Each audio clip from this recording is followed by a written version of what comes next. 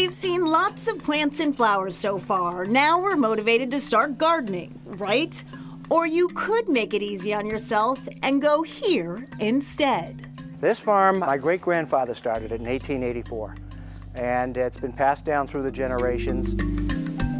Wilson Farm in Lexington is a popular local fixture boasting a 32,000 square foot greenhouse. Co-owner Jim Wilson says the vast selection of plants here satisfies both amateur and professional green thumbs. With the COVID situation, they're coming in for anything that isn't nailed down. I think you're going to see a big uptick in that this summer. People are very pent up and definitely need something outside to keep them busy.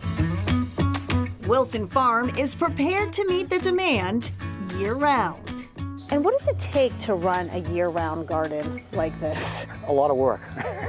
It's a lot of planning. You're always one jump ahead of the next season.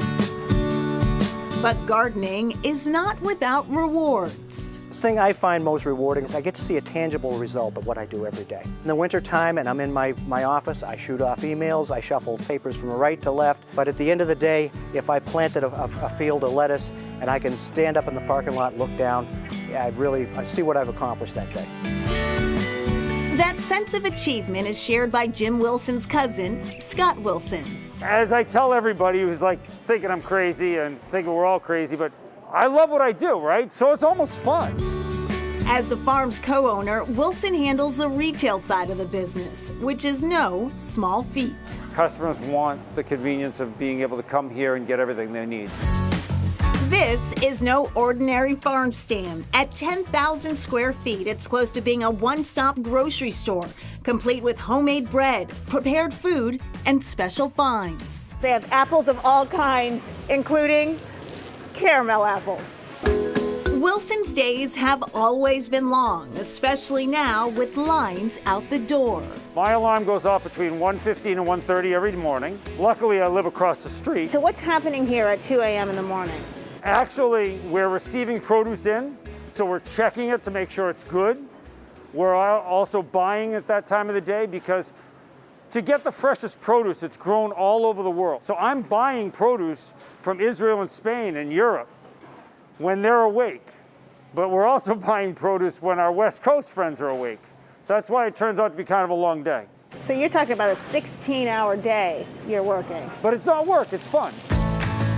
There are so many moving pieces during the pandemic, says Wilson, including keeping everyone safe by removing displays to make more space in the store. All of our employees are family, so we got to make sure everybody's safe and our customers are safe. So the stress that goes along with that, making sure that there's social distancing, making sure that people are wearing their masks and doing what we can and cleaning properly and retraining how to clean and things like that. We're trying to stay open and trying to service people so they can depend on us and come here to get their food. Well, we hope you enjoyed tonight's trip down the garden path. One more thing to mention, a sure sign of spring every year is the annual Art in Bloom exhibit at the Museum of Fine Arts.